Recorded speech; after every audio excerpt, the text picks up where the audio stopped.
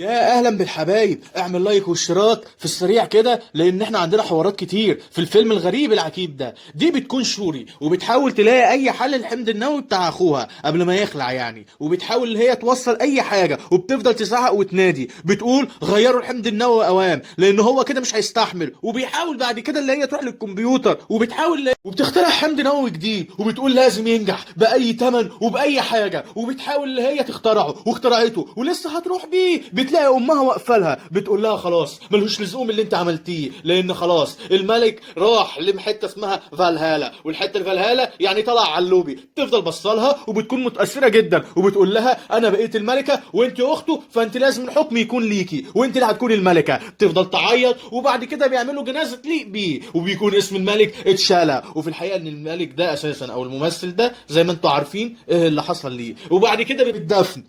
ايه ده اللي بيحصل ده يا جدعان؟ اللي انتوا بتعملوه ده يا يابا. وبيطبلوا علشان الملك خلع. حاجة غريبة جدا. بتكون اخته ماسكة القناع وبتكون في غاية الحزن والألم، وامها بتقول لها كده كده هنلاقي مين اللي عمل كده وانت اللي بقيت الملكة ولازم الملكة تثبت قوتها، ما ينفعش اللي هي تبقى ضعيفة قدام حد. وبتفضل بعد كده يطلعوه فوق. هو طلع فين؟ طب ايه ده؟ هو ايه اللي بيحصل ده؟ وبيديله التحيه العسكريه بتاعته. حاجه غريبه قوي في الفيلم ده، ماشي مش مهم. وبيديله التحيه العسكريه وبيقولوا يلا بقى ادخل في المفيد. بنلاقي الملكه بتاعت اوكاندا داخله في مجلس الاعضاء وبتقعد على طول، وبيبدا الراجل ده يتكلم ويكون ممثل الولايات المتحده الامريكيه وبيقول ان الملك بتاعهم مات وكده يبقى كل حاجه بتتهدد حوالينا وما ينفعش اللي هم يكونوا موجودين في مجلس الاعضاء، علشان كده لازم يتحكم عليهم انهم يطلعوا بره. اما الست العقربه دي بتكون فرنسا وممثله الاعضاء، وفجأة المكان بتاعهم بيضلم وبيبان كده ان في فاعل او في شن هجوم هيحصل فيهم. بيفضلوا باصين شمال ويمين مش بيلاقوا اي حاجه لكن بيكونوا خايفين، وفجأة بيظهر حبه الجنود دول وبيقول لهم سلموا نفسيكم قبل ما كلكم تطلعوا على اللوبي. بيمسك واحده وبيقول لها افتحي لي احنا عايزين العنصر المشع بتاعكم اسمه فايباتريوم. بعد كده بتقول له على فكره انا الملكه هنا وعارفه كل حاجه وعارفه كل حاجه بتحصل حواليا. على فكره الملك مات لكن خلي بالكم امه موجوده واخته موجوده والقبائل اللي حوالينا كلها موجودين، ولو عايزين نعمل اي حاجه هنقلبها حرب ثانيتين ثلاثه. بس احنا مش عايزين نعمل كده. وانا عارفه ايه اللي حصل امبارح. انت فاكرين ان انا نايمه على راسي ولا ايه؟ وبنعرف ان امبارح اللي هم كانوا عايزين ياخدوا العنصر المشع وبيظهر معاهم المحاربات. عارفين المحاربين الستات دول بيخلصوا عليهم حرفيا، بياخدوهم شمال ويمين وبيبقوا كلهم نايمين. وبتقول لهم خلص الحوار ولا ايه؟ وبتدخلهم على طول هم والجنود بتاعتهم، والجنود بيعترفوا مين اللي سلط عليهم ومين اللي عمل كده معاهم. وبتقول لهم هو ده لاخركم وانا لسه بدايتي جايه. ده لو كان اخركم فانا هبدا من دلوقتي حالا. ادخلوا ووريهم هم يبقوا مين. وبيدخلوا الجنود واحد بواحد وبتفضل تضحك وتتريق عليهم وبتقول لهم انا لو عايز اخلص عليكم هخلص عليكم بالعنصر بتاعي. واوعوا تحسبوا ان الملكه بتاعتنا او انا الملكه مش عارف احمي القبيله بتاعتي مهما يحصل او مهما يجرى في اي مكان. القبيله بتاعتي موجوده واحنا هنحميها مهما حصل. وفجاه بنلاقي الست دي بتحاول تنزل لعنصر الفرميوم وما نعرفش اللي هي ازاي وصلت له لان العنصر ده بيكون نادر جدا وبيكون مش موجود على الارض. معنى كده يبقى في جهاز اخترع وعرفوا اللي هم يلاقوه في جميع بقاع الارض. بتقول يا انتوا يا اللي مخوصين مالكوا بتقطعوا الاتصال علينا ليه؟ قالت لها خلي بالك ده في واحد اختفى من دلوقتي قدامي. بتقول لها يعني ايه اختفى؟ طب حاولي انت تطلعي وفكك من العمليه دي دلوقتي حالا لان باين كده ان في حاجه غلط في قاع البحر. قالت لها استني ايه اللي قدامي ده؟ ولسه بتاخد منها الكلمتين ثلاثة بيفصل الاتصال على طول وبيبقوا كده داخلين في حوار كبير. بتقول له تعالى نطلع بره المركبة. بتلاقي الواحد نايم مغناطيسي بتقول له سيبك منه بيضرب طلق في الهواء لكن هو مش بيكون مستعيب وبيبقى ماشي في اتجاه معاكس. قال له ولا انت رايح فين؟ قال له انا اللي جابني هنا. قال له خرب بيتك انزل. وهوب بيبدأ الحرب والقتال. بتلاقي الراجل ده بيطلع لها وهوب بيضرب بالرمح وعلى وضعك يا زبالة بيضرب الرمح على طول وكله بيتقلب المكان رأسا على عقب وتفضل تضرب مفيش اي حاجه. وبتحاول تطلع على الهليكوبتر بتقول له احنا كده كده هنغرقها الست دي هنعرفها قدام هي مين. وبيطلعوا كلها ورا الهليكوبتر وبتقول لهم جيبوا الطياره دي في البحر. لازم الطياره دي تنزل البحر عشان نمسك الاتنين اللي فوق ونعرف هم جم هنا ازاي او ايه اللي جابهم هنا. وفعلا هو ده اللي بيحصل. الطياره بتفضل تلف وبيقول له انا مش عارف اتحكم. هي بتقول له هات امتداد. مفيش امتداد ولا في اي تحكم. والطياره بتعلى وهوب بتسقط في الميه وكده بنعرف اللي هم داخلين كده على وضع حرج. وبيبقى كده كده عرفوا كل حاجه. ده بقى اسمه ملك كالكولين، ومن حته اسمها كولكتينا، وبيبقى ظاهر قدام الملكه. قال لها ايه ده، هو انت الملكه؟ الله شكلك حلو، ودي اخته، بس المدينه هنا حلوه كتير. كانت امي ياما بتحكي لي على حكايه المدينه دي. قال لها بصي بقى، انا اسمي كولكلين، او الاعداء بيقولوا تنايمور، وانا هنا جاي عشان العنصر فايم من روم، وهنا طالما وصلوا لي والامريكان وصلوا لي وانا متحفظ عليهم، وقالوا ان في واحد عندهم اخترع الجهاز، واللي اخترع الجهاز ده لازم نخلص عليه ونكسر الجهاز، يا اما كده يا اما هخلص على الكل. لازم تجيبوا الراجل ده عندي قدامي، يا اما هتكونوا اعداء ليا يا اما نكونوا متحالفين. قالت له خلاص هنشوف ايه حوار الحكايه دي. قال لها شوفي اوام، وبيسيب لهم كوكعه وبيقول لهم لو احتاجوا لي هتنادوني من عليها وانا هاجي لكم، وبيسيب لهم الكوكعه بيقول لهم لازم الولد ده يتسلم. وبعد كده بتعمل اجتماع وبتقول لهم على الحوار اللي جرى ده كله. بيقول لها انا مش عارف ايه حكايه الحوار اللي انت جايباني ليه ده لو قدام الراجل ده انا هخلص عليه، بس خلاص. قالت له اسكت بقى وتنيل على جنب، لان الحوار اكبر من كده بكتير. الراجل ده عايز اللي احنا نستخدم ليه الاسلحه باي طريقه، لازم نسلم عليه الاسلحه كلها. قالت له لا، لازم نجيب الراجل ده. الملك تشالا كان هيعمل كده، هنجيبه وهنحجزه عندنا ونعرف يخترع الجهاز ده ازاي. يلا وانتوا هتاخدوا الاتنين دول وهنروح بيهم هناك. تروح له الملكه ومعاها الحارس بتاعها، وده بيبقى روس، بيقول لهم ما اقدرش اقول لكم على اي حاجه لان هنا بيراقبوني، ولو قلت لكم على كل حاجه هيعدموني. انتوا فاهمين ايه الفكره؟ الاعدام هنا مش حلو خالص، بيكهرب. قالت له انت لازم تخلص اوام علشان نعرف مين اللي عمل الحكايه دي، يا اما كده العالم ده كله هيروح في داهيه. قول مين اللي عمل كده. قال لها خلاص، هي بتبقى واحده بنت، بس بنت في الاعدادي. قالت له بنت في الاعدادي؟ قال لها في الاعدادي، صدقيني لو بايدي كنت شلتك من وريدي. قال لها فهمتي ولا لا؟ هو بنت في الاعدادي ولازم اللي انت تروحي لها. قالت لها بنت وبتدخل فعلا وبتعرف العنوان فين. واول ما بتدخل على البنت بتكون متفاجئه لان ملكه اوكاندا قدامها. وازاي ملكه اوكاندا تعبر واحده زيها؟ قالت لها هو انا عملت ايه؟ انا ما عملتش حاجه، انت جايه لي انا عايز مني ايه؟ انا ولا حاجه. قالت لها انت اخترعتي جهاز. قالت لها الجهاز ده انا اخترعته عشان تعليمي وعشان اجيب الدرجه النهائيه وانجح، غير كده انا مش في دماغي حاجه. قالت لها لازم تيجي معايا لان انا الوحيده اللي هعرف امنك. قالت لها تامني مين ياما؟ انا ما اعرفش اي حاجه عن الحوارات بتاعتكم دي، انا واحده تافهه. قالت لها بلا تافهه ولا بتاع، العنصر اللي انت اخترتيه الفبرانيوم يقدر اللي هو يكتشف، ولو اكتشفتوه هيدمر العالم كله. بتدخل عليها الحارسه بتاعتها وبتقول لها هي دي بقى اللي انت مش عايزه تجيبيها؟ قالت لها خلي بالك واحده واحده عليها، البنت هنا خايفه. طب اقول لك ايه، يا تيجي معانا في وعي يا اما هتيجي معانا برضو، لكن مش في وعي، اختاري يا اما هخلص عليكي دلوقتي. وبتبص لهم اوام كده بتقول يا دي النيله. تقول لها انجزي معايا اوام، انا مش بلعب هنا، احنا عندنا حوارات تانية كتير وحوارات افيض مني بكتير، انجزي يلا. وفي الاخر بتبص لهم كده بصه غريبه وبتاخدهم على المخزن بتاعتها. بتقول لها ايه ده، المخزن ده غريب قوي. بتقول لهم هو ده المخزن بتاعي. فجاه الذكاء الاصطناعي بيتكلم وبيقول لها خلي بالك في ناس جايه هنا على طول وجايين ياخدوها. دول مين ده؟ انا مش عارفه مين اللي بيتكلم ده مين ده كمان. قالت لها اهدي، ده الجهاز الصناعي بتاعي ولازم ان احنا نامنك باي طريقه، لان كده باين ان الناس كلها هتيجي وراكي وكله هيبدا اللي هو يجي وراك عشان يخلص عليكي. بيبدا حبه مطارده كده على السريع، بتطلع هنا هم بيجروا وراها، كله بيجري في بعض ورا فيك، وفي الاخر بتقف العربيه وبتعرف اللي هي اتحجزت خلاص. بس الموتوسيكل برضو بيجري، عملوا نفسهم فرقتين، فرقه على الكوبري وفرقتين مش كده في التوهان والزقايق. بس بعد كده بينحصروا على الكوبري، وفي الاخر بيقفوا على الكوبري بيلاقوا الفجاه ان في رمح اتضرب عليهم. الرمح بيتضرب من غير اي مقدمات، بتفضل واقفه كده وبتلاقي الراجل ده تاني على وضعك يا زماله. بتقول له ايه ده، انت مين يالا؟ تعالى. لا قال لها انا من شعب كوكلين وجاي لكم عشان اخلص عليكم دلوقتي. لازم الست دي او البنت دي تستسلم لينا يا كده يا لا. وبيدخلوا عليهم، لكن اوكرينا بتقوم معاهم بالواجب. الحارس بقى لسه هيروح يخطف ويخلص على البيت، بتدخل عليه اوكرينا على طول. بتقول بتخلص على بنت قد بنتك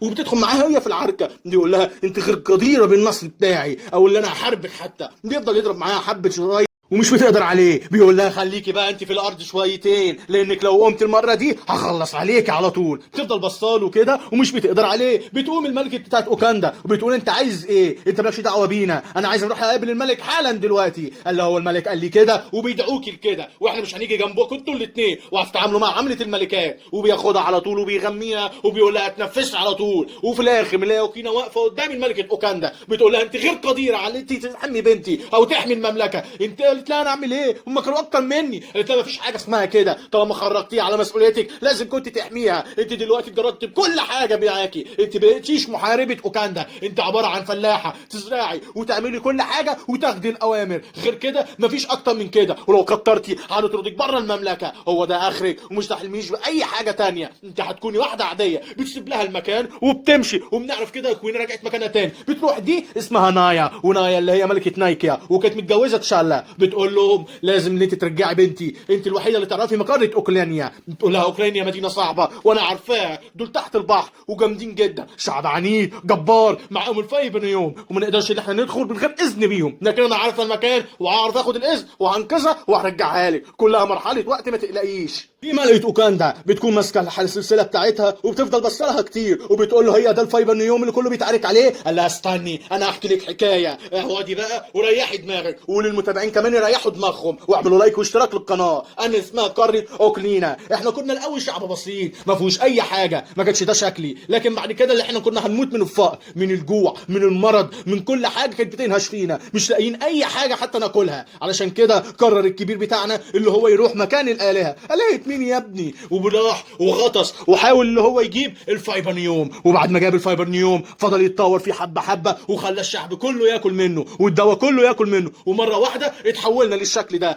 فجاه بقى نعرف نتحكم في الجو في الرياح في الامطار في الميه في الطيران في كل حاجه. وانا كنت الملك الجديد على صغري، انا كبيرهم على صغري. دخلت على قاره وكانوا بيعاملونا معامله العبيد، خلصت عليهم حرفيا في ثانيتين 3 4. عارفه انت الكذب الهندي؟ انا اكذب اكتر منهم، خلصت عليهم كلهم وقلت لهم انا هنا الكبير بتاعكم، وانت بقى لازم اللي انت تتحالفوا معانا، يا كده يا هخلص على كل القاره بتاعتكم وبالمره هستولى على كل الموارد بتاعتكم، وكان ده حلم الكل هسيطر عليها. يا اما تتحالفي معانا ونكون مع بعض سمنه على عسل، يا اما كده يا اما لا، والبنت دي هخلص عليها شئت ام ابيتي. وبتروح لامها على طول، بيقف قدام امها بيقول لها انا قلت لبنتك الحل بتاعتي، انت ملكه وهي ملكه، اللي انتوا خلونا نخلص على البنت وتتحالفوا معانا ونخلص على العالم كله، يا اما هعتبركم من اعداء، وطالما دخلتوا على كل حاجه انتوا تمتلكوها. بتقول له ما تقدرش تعمل كده. قال لها هنشوف اقدر ولا لا، بنتك عارفه قدراتي كويس ووريتها مرحله من قدراتي والجيوش اللي عندي، لو امرتهم هنخلص على كل حاجه حرفيا، انت عندك الحل وانا عندي الحل، هنخلص على البيت ونتحالف ونخلص على العالم اللي بره، يا كده يا هموت البنت وهموت بنتك وهموتك وهستولى على كل حاجه بمعنى الكلمه حرفيا. بتدخل نايكيا وبتقول لها انت اللي جابك؟ هتلاقي جايه احررك لان العالم اللي بره بقى مخيف، شكلها بقى فيه مدعكه بره. بتقول لها خلصتي على الملكه اوام قبل ما يخلصوا علينا. بتمسك الملكه وبتقول لها ارجعي مكان ما كنتي يا اما هخلص على الملكه. مش بتقدر تخلص من الملكه وهي بتكون خايفه وبتخلص عليها، وبنعرف كده ان هتقوم حرب يا رفيقي. الكل فات كوم واللي جاي كوم تاني، اللي جاي منحنى غريب ويكون متاثر جدا باللي عملوه لانهم خلصوا عليها. ومعنى انك تخلص رسول في قريه معنى كده او في قبيله معنى كده ان القبيله التانيه بتعلن حرب على القبيله، وبيعلن حرب فعلا. بتقول لها اللي انت عملتيه ده بلوه كبيره، احنا كده دخلنا في حوار اكبر مننا بكتير.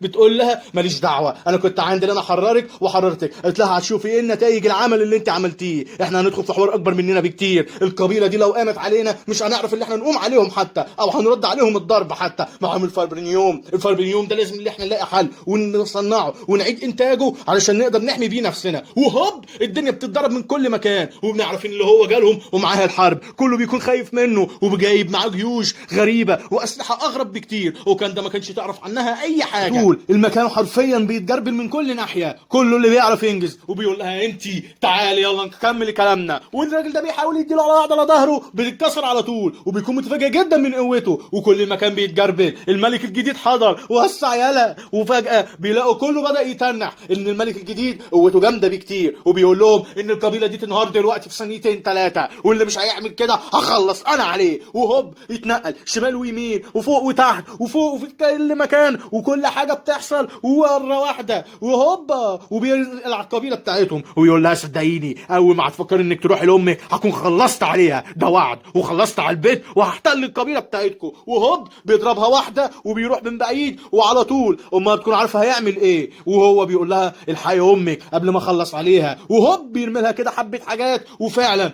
بيخلص عليها وبيقول لها انتوا اللي اخترتوا وانا حذرتكم كتير، لكن انتوا لازم تاخدوا على دماغكم. وفي الاخر بتقول له سيبيني عليه، بتقول لها هتعملي ايه؟ امسكيها ورجعيها من كام ما جبتيها. وفعلا بيخلص عليها وبيقول لها هخلص على العالم كله. بيكونوا بيعيطوا علشان الملكه دلوقتي ماتت وكل حاجه اتحدفت على البيت، وبيكونوا منتظرين اللي هي تكون رايها رد اي رد فعل. وبيقول لها خلي بالك، هو طالما خلص عليها مش هخليه اللي هو يخلص على القبيله بتاعتي انا كمان، انا هجمع كل القبيله بتاعتي وهروح اواجهه في عقر داره. لازم اللي احنا نخلص عليه او ناخد اتجاه معاكس. مش معقول خلص على تشاله وخلص على امك، انت مستنيه ايه لما يخلص عليك انت كمان؟ البت دي انا ما اعرفهاش ولا من جنسنا ولا احنا من جنسهم، علشان كده هنحطها في اي مكان وهنواجه احنا دلوقتي. ولو عايزه تيجي معانا تيجي، بس تيجي لي كملكه، يا اما كده ههدد العرش بتاعي وهبقى انا ملكه اوكاندا. انا بقول لك اهو. بتقول له مش وقت الكلام ده. بيقول لها لا ده وقته، عشان كده لازم ان انت تثبتي راسك وتثبتي ابائك، ولازم ان انت تاخدي اي رد فعل. قالت له خلاص استنى عليا شويه وهجي لك بفكره هنخلص عليه كلهم وهنعلن الحرب عليهم. كلها مرحله وقت وهتعرف اللي انا بقوله ده كلام جد مش بهزر. انا دلوقتي عندي رغبه في الانتقام،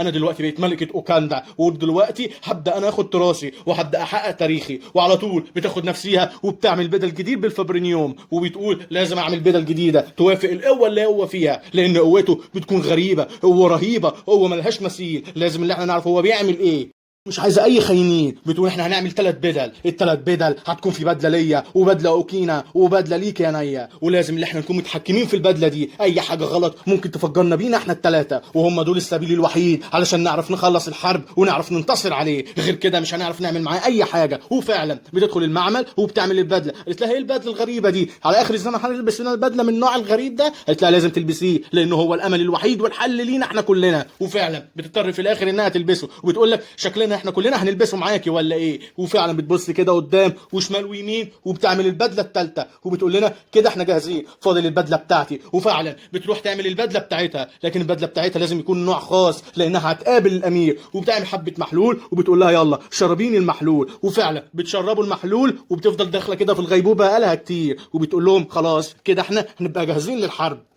وبتختبر قوتها الجديده، بتلاقي اللي هي بقى عندها قوه غريبه. بتقول لهم خلاص بقينا كلنا في مستوى واحد، دلوقتي تبدا الحرب واحنا هنواجههم في عقل دارهم. كل واحد ياخد القناع بتاعه اللي انا عملته له. القناع ده يقدر ينقلنا في حته من حته في ثواني. بقينا بنتحكم في الرياح، في البحار، في المحيط، في الهواء، في كل حاجه حتى الرمال. علشان كده هنعرف اللي احنا ندخل الحرب ونعرف هنخلص على الحرب دي. وفعلا بتقول اجهزوا دلوقتي وكلموا القبيله بتاعتنا والقبيله بتاعتهم، وهنعمل تحالف وهننط لهم على طول. وبيبدا التجمع. تبدا نيه بتقول لها مهما حصل اي حاجه هفضل احبك، خلي بالك انا عندي مفاجاه، لكن لما تخلص الحرب دي على خير وكل واحد يروح لحاله والدنيا تهدى شويه هوريك المفاجاه اللي انا شايلها لك في نيكيتا. قالت لها نيكيتا؟ ايه يا نيكيتا؟ ايه هي الحرب اللي انت شايلها في نيكيتا في هواوي يعني؟ قالت لها لا دي حاجه من نوع خاص، دي حاجه ليها طابع خاص، ودي بتبقى مفاجاه ليكي. انا عايز اوريها لك لكن مش هوريها لك دلوقتي، لما نخلص الحرب. دي فعلا بيروحوا لعقر دارهم وبيكونوا متفاجئين جدا ان في مركبه جايه، لكن بيكونوا مش شايفينها. بيفضلوا كده يتمشوا على المحيط كله وبيلفوا المحيط الاطلسي كله ومش بيلاقوا حاجه. وفجاه بيلاقوا مركبه غريبه متطوره خالص اول مره يشوفوها في حياتهم، مركبه التخفي. وبيلاقوهم كلهم بالنوع الجديد بلبسهم الجديد بيحاولوا هو يتحرك. وبتبدا الحرب خلاص، كله بينزل والقبائل كلها بتكون متحالفه ضدهم وبتقول مش هتقدروا تخلصوا علينا.